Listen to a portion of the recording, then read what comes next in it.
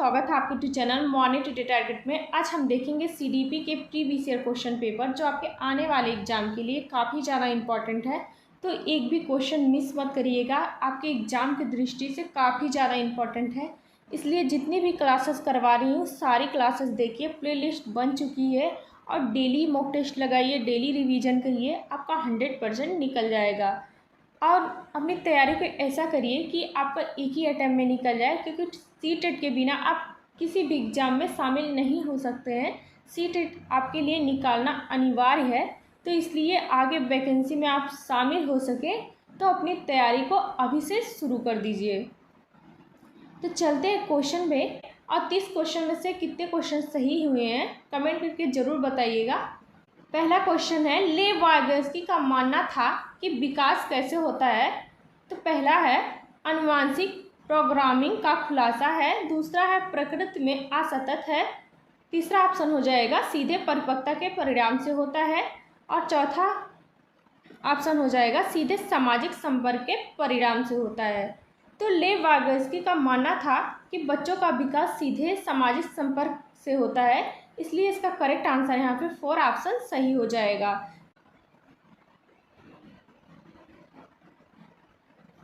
Next question है, किस अवधि के दौरान विचार अमूर्त और आदर्शवादी हो जाता है। तो बताइएगा शैशवावस्था, प्रारंभिक बचपन, मध्य बचपन, किशोरावस्था। तो किस अवधि के दौरान बच्चों का विकास अमूर्त आदर्शवादी हो जाता है, तो इसका राइट आंसर हो जाएगा किशोरावस्था में।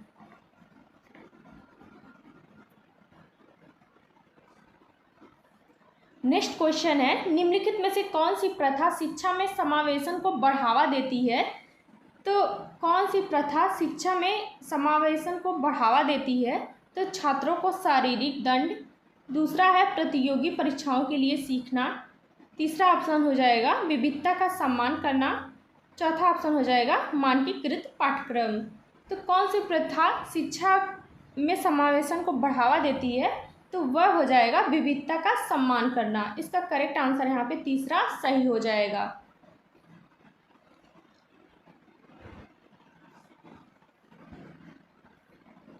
नेक्स्ट क्वेश्चन है, विद्यार्थी जिन्हें अधिगम विकार है सीखने के लिए निम्न में से कौन सी कक्षा संस्कृति उपयुक्त है।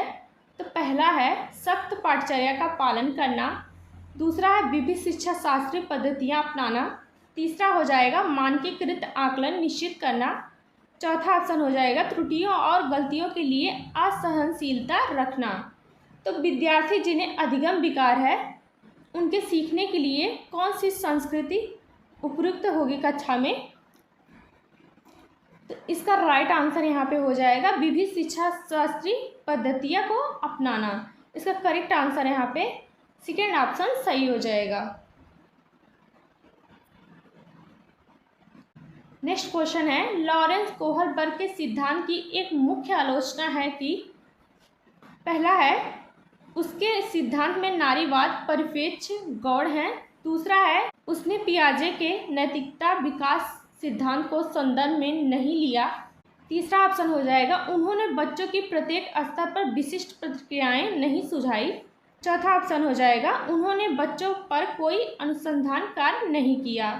तो लॉरेंस कोहलबर्ग के सिद्धांत की एक मुख्य आलोचना की गई थी, वह उसके नारी सिद्धांत पे। तो इसका राइट आंसर यहाँ पे हो जाएगा पहला ऑप्शन सही हो जाएगा। नेक्स्ट क्वेश्चन है, स्कूल में सफलता के पैमाने को विशिष्ट अकादमिक उपलब्धि तक सीमित न रखकर व्यापक होना चाहिए, ऐसा किस प्रकार किया जा सकता है। तो बताइएगा पहला है अनुशिक्षण संस्थानों द्वारा प्रशिक्षण प्राप्त करके, दूसरा है सामाजिक संवेगिक क्षमताओं का विकास करके जो शिक्षा का एक अहम अंग है, तीसरा ऑप्शन हो जाएगा घर पर की जाने वाली अतिरिक्त कक्षाओं के द्वारा, चौथा ऑप्शन हो जाएगा सिर्फ उन क्षेत्रों पर ध्यान केंद्रित करके जिसमें बच्ची कमज़ोर है। तो स्कूल में सफलता के पैमाने को विशिष्ट अकादमिक उपलब्धि तक सीमित न रखकर व्यापक होना चाहिए, ऐसा किस प्रकार किया जा सकता है। तो इसका राइट आंसर यहाँ पे हो जाएगा सेकेंड ऑप्शन सही हो जाएगा। सामाजिक संवेगिक क्षमताओं का विकास करके, जो शिक्षा का एक अहम अंग है। इसका राइट आंसर यहाँ पे सेकेंड ऑप्शन सही हो जाएगा। नेक्स्ट क्वेश्चन है, लॉरेंस कोहलबर्ग के अनुसार बच्चों का नैतिक चिंतन बाह्य पुरस्कार और दंड द्वारा किस स्तर में नियंत्रित होता है? पहला पूर्व पारंपरिक, दूसरा पारंपरिक, तीसरा हो जाएगा उत्तर पारंपरिक, चौथा ऑप्शन हो जाएगा नैतिक संबंधवाद। तो लॉरेंस कोहलबर्ग के अनुसार बच्चों का नैतिक चिंतन बाह्य पुरस्कार और दंड द्वारा किस स्तर में नियंत्रित होता है? तो इसका राइट आंसर हो जाएगा पहला पूर्व पारंपरिक अवस्था में। नेक्स्ट क्वेश्चन है, माध्यमिक स्तर पर एक नए संप्रदाय को पढ़ाते हुए एक अध्यापिका को क्या करना चाहिए? तो निश्चित कर लेना चाहिए कि वह संप्रदाय विद्यार्थियों के लिए बिल्कुल अपरिचित हो।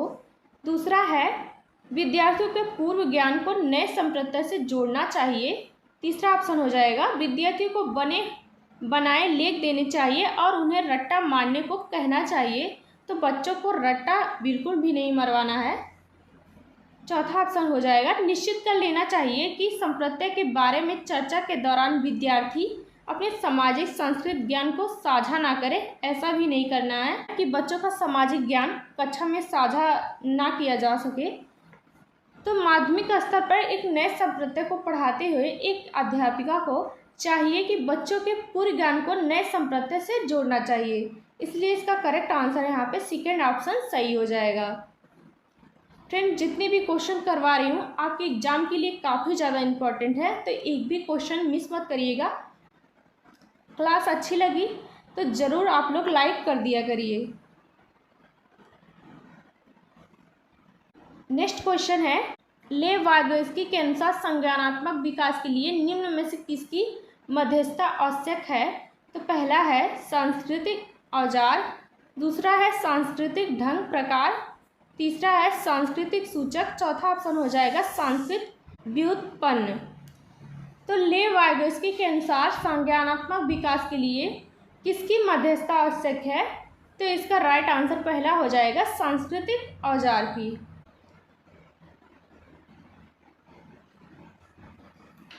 नेक्स्ट क्वेश्चन है, हार्वर्ड गार्डनर के अनुसार अंतःव्यक्तित्व बुद्धिमत्ता वाले व्यक्ति में क्या विशेषताएं होती हैं?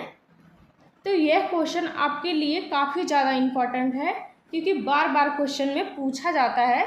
तो पहला है सामाजिक स्थितियों में भली भांति से निपटने की क्षमता, दूसरा है दूसरों की भाषा के अर्थ व लय को समझने की क्षमता, तीसरा ऑप्शन हो जाएगा स्वयं की जटिल भावनाओं, शक्तियों व कमजोरियों का ज्ञान, चौथा ऑप्शन हो जाएगा सौंदर्य एवं सौंदर्य बोध की सराहना।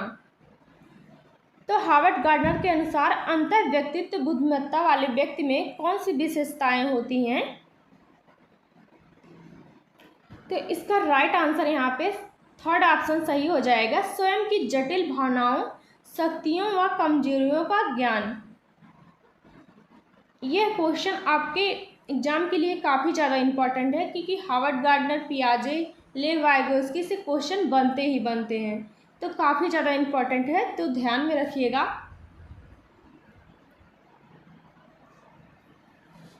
नेक्स्ट क्वेश्चन है, किसी कार्य में विफलता के लिए निम्नलिखित में से कौन से आरोपण में एक विद्यार्थी को भविष्य के प्रयासों के लिए प्रेरित करने की संभावना है? तो बताइएगा, मैं बुद्धिमान नहीं हूँ और बुद्धिमत्ता स्थिर है, दूसरा है मैंने इस बात पर्याप्त प्रयास नहीं किया हालांकि मैं ऐसा करने में सक्षम हूँ, तीसरा हो जाएगा शिक्षक मेरे प्रति पक्षपाती था और मैं अपने बारे में उसकी धारणा को नहीं बदल सकता, चौथा ऑप्शन हो जाएगा यह विशेष परीक्षा मंगलवार को ही पढ़नी है और मंगलवार मेरा अशुभ दिन है। तो किसी कार्य में विफलता के लिए तो कौन से आरोपण में एक विद्यार्थी को भविष्य के प्रयासों के लिए प्रेरित करने की संभावना है? तो इसका राइट आंसर हो जाएगा यहाँ पे सेकेंड ऑप्शन, मैंने इस बार पर्याप्त प्रयास नहीं किया हालांकि मैं ऐसा करने में सक्षम हूँ। तो ये आपका राइट आंसर सही हो जाएगा। नेक्स्ट क्वेश्चन है, भाषा व संज्ञानात्मक विकास के बारे में निम्नलिखित में से कौन सा कथन सही है? तो पहला है भाषा के संज्ञानात्मक विकास में महत्वपूर्ण भूमिका है। दूसरा है भाषा के संज्ञानात्मक विकास में कोई भूमिका नहीं है। तीसरा है भाषा संज्ञानात्मक विकास की प्रक्रियाओं में बाधा उत्पन्न करती है। चौथा ऑप्शन हो जाएगा भाषा की संज्ञानात्मक विकास में महत्वपूर्ण भूमिका होती है, इसलिए इसका करेक्ट आंसर यहाँ पे फर्स्ट ऑप्शन सही हो जाएगा। नेक्स्ट क्वेश्चन है, कोई भी अध्यापन जो विषय वस्तु को अपने आप एक अंत मानता है वो विद्यार्थी के बीच पैदा कर सकता है महारत के लिए सराहना। दूसरा है नवाचार की इच्छा। तीसरा हो जाएगा सीखने की अभिप्रेरणा। चौथा ऑप्शन हो जाएगा अन्वेषण के लिए प्रतिरोध। तो कोई भी अध्यापन जो विषय वस्तु को अपने आप में एक अंत मानता है वो विद्यार्थी के बीच क्या पैदा करता है? तो वह अन्वेषण के लिए प्रतिरोध पैदा करता है। तो इसका राइट आंसर यहाँ पे 4 ऑप्शन सही हो जाएगा। उच्च सृजनात्मक वाले विद्यार्थियों की आवश्यकताओं को पूरा करने के लिए एक शिक्षिका को ऐसी गलतियों से बचना चाहिए जो निम्नलिखित में से किसे बढ़ावा देती हैं। तो किससे बचना चाहिए? तो अभिसरण सोच, सीखने की जिज्ञासा, विचारों की मौलिकता, समस्या समाधान कौशल। तो उच्च सृजनात्मक वाले विद्यार्थियों की आवश्यकताओं को पूरा करने के लिए एक शिक्षिका को कौन सी गलतियों से बचना चाहिए? तो बताइएगा। तो इसका राइट आंसर हो जाएगा यहाँ पे पहला अभिसरण सोच से बचना चाहिए। तो इसका करेक्ट आंसर यहाँ पे फर्स्ट ऑप्शन सही हो जाएगा। नेक्स्ट क्वेश्चन, निम्नलिखित में से कौन विद्यार्थियों के बीच सार्थक सीखने को बढ़ावा नहीं देता है? तो नहीं देता है विशेष पे ध्यान रखिएगा, क्योंकि बहुत लोगों का यही क्वेश्चन गलत हो जाता है कि क्वेश्चन कैसा पूछा है, कि पॉजिटिव पूछ रहा है कि नेगेटिव पूछ रहा है। तो इस पर विशेष ध्यान रखिएगा। तो पहला है अन्वेषण, दूसरा है बातचीत अंतःक्रिया, तीसरा हो जाएगा अधिसंज्ञान, चौथा ऑप्शन हो जाएगा निष्क्रिय अवलोकन। तो कौन विद्यार्थियों के बीच सार्थक सीखने को बढ़ावा नहीं देता है? तो इसका राइट आंसर हो जाएगा 4 ऑप्शन निष्क्रिय अवलोकन। नेक्स्ट क्वेश्चन है, बच्चों के सीखने के संदर्भ में जीन पियाजे जबकि लेव वाइगोत्स्की को महत्व देते हैं। तो पहला हो जाएगा परिपक्वता सांस्कृतिक उपकरण, दूसरा है पुनर्बलन स्कीमा में बदलाव, तीसरा ऑप्शन हो जाएगा वेधन और अभ्यास पुनर्बलन, चौथा ऑप्शन हो जाएगा उद्दीपन प्रक्रिया संबंध संगठन। तो बच्चों के सीखने के संदर्भ में जीन पियाजे का क्या मानना था और जबकि लेव वाइगोत्स्की किस पे महत्व देते हैं?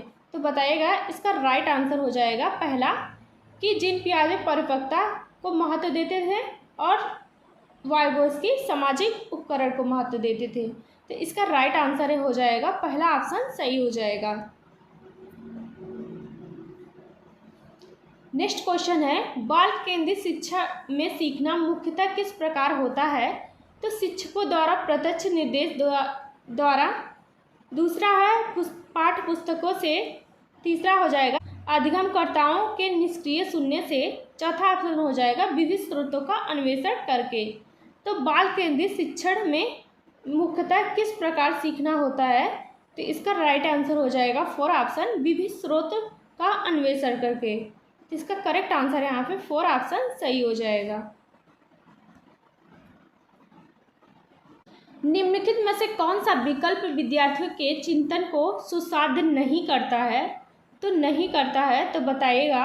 पहला है अधिगम के स्थानांतरण पर आधारित गतिविधियां देना, दूसरा है समझने के बजाय रटने की ओर लक्ष्य करना, तीसरा ऑप्शन हो जाएगा स्वयं नियमन चिंतनशील होने के अवसर देना, चौथा ऑप्शन हो जाएगा नई जानकारी को पूर्व ज्ञान से जोड़ना। तो कौन सा चिंतन बच्चों को सीखने के सुसाध्य नहीं करता है?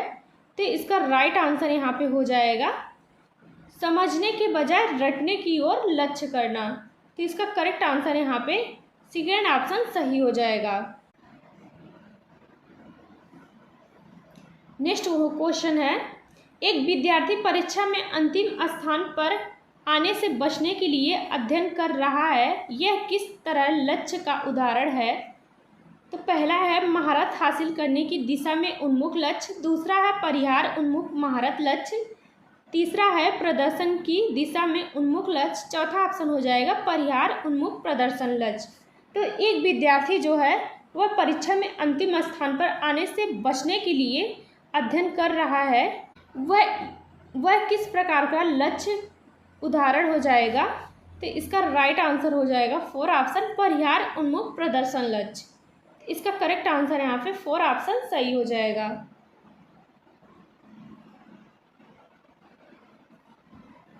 नेक्स्ट क्वेश्चन है विकासात्मक परिवर्तन होता है तो एक क्रमबद्ध और क्रमिक तरीके से होते हैं। दूसरा है सहसावस्था में बहुत तेज गति से होते हैं और फिर किशोरावस्था तक कोई वृद्धि नहीं होती है।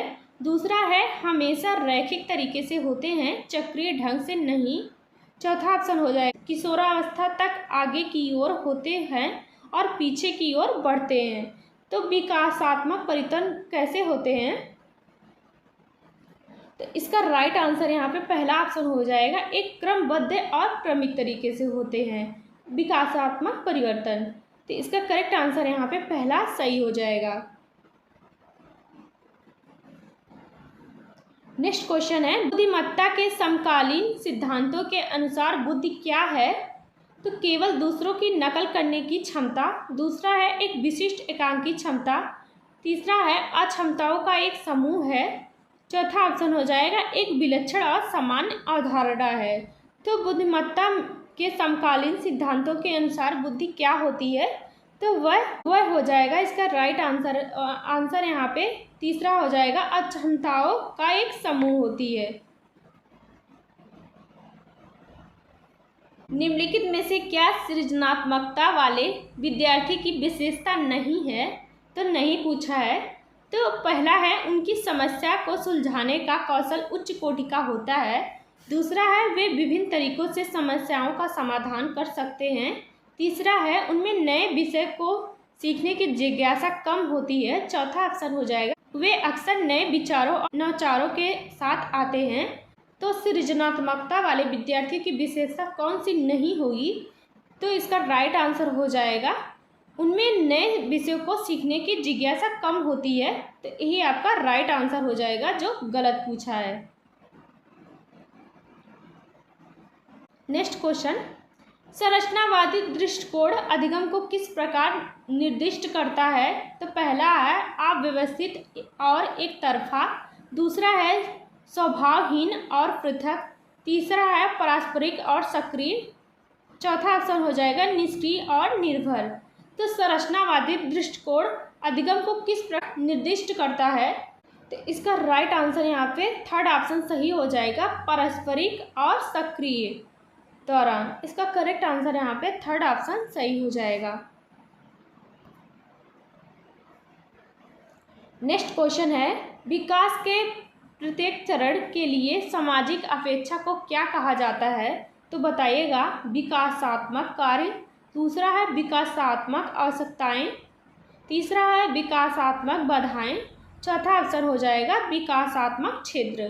तो विकास के प्रत्येक चरण के लिए सामाजिक अपेक्षा को क्या कहा जाता है, तो विकासात्मक कार्य कहा जाता है। इसका करेक्ट आंसर यहाँ पे पहला सही हो जाएगा।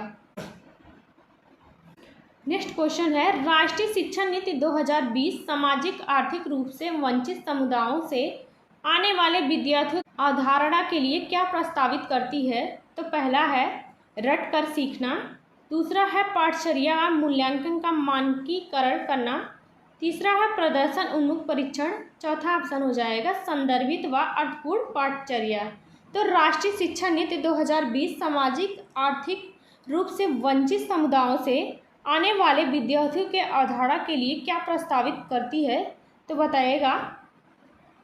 तो इसका राइट आंसर हो जाएगा, फोर ऑप्शन हो जाएगा संदर्भित व अर्थपूर्ण पाठचर्या प्रस्तावित करती है। इसका करेक्ट आंसर यहाँ पे चौथा सही हो जाएगा।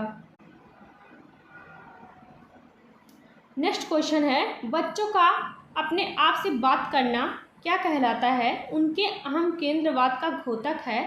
दूसरा है उनकी सोच को विनियमित करने में उनकी मदद करता है।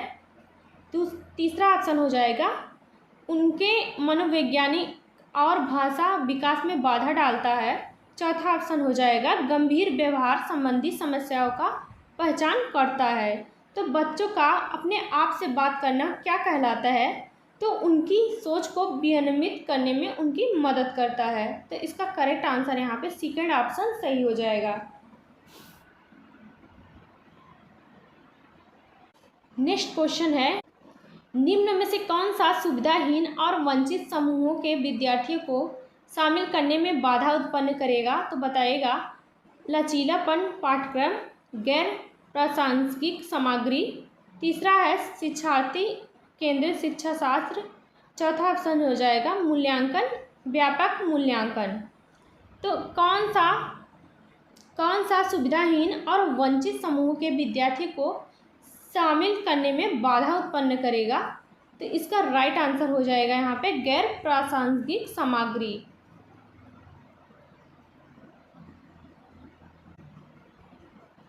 नेक्स्ट क्वेश्चन है, अभिकथन ए आर्थिक रूप से कमजोर आय वाले परिवारों के बच्चों का बचपन उच्च आय वाले परिवारों के बीच की तुलना में बहुत अलग होता है। तो कारण है अलग अलग संस्कृतियों में बच्चों द्वारा बचपन का काल अलग अलग अनुभव किया जा सकता है। तो सही विकल्प चुने। तो इसका राइट आंसर यहाँ पे पहला हो जाएगा ए आर दोनों सही हैं और सही व्याख्या करता है, आर सही व्याख्या करता है ए की, इसलिए इसका करेक्ट आंसर यहाँ पे पहला सही हो जाएगा। नेक्स्ट क्वेश्चन है, श्रवणबाधिता वाले विद्यार्थियों के समावेशन हेतु एक अध्यापिका को क्या करना चाहिए? उस वक्त बोलने से बचना चाहिए जब विद्यार्थी उनका चेहरा ना देख पाए। दूसरा है सांकेतिक भाषा के इस्तेमाल को हतोत्साहित करना चाहिए। तीसरा है सहायक तकनीकों प्रौद्योगिकी के इस्तेमाल से बचना चाहिए। चौथा ऑप्शन हो जाएगा जानकारी प्रक्रमण के लिए अतिरिक्त समय नहीं देना चाहिए। जो श्रवणबाधिता वाले बच्चे हैं उनके समावेशन हेतु एक अध्यापिका को क्या करना चाहिए? तो इसका राइट आंसर हो जाएगा फर्स्ट ऑप्शन, उस वक्त बोलने से बचना चाहिए जब विद्यार्थी उनका चेहरा ना देख पाएँ। तो इसलिए इसका करेक्ट आंसर यहाँ पे पहला सही हो जाएगा। इस क्लास का लास्ट क्वेश्चन है, तो बताइएगा निम्न में से कौन सा बाह्य अवप्रेरणा का उदाहरण नहीं है?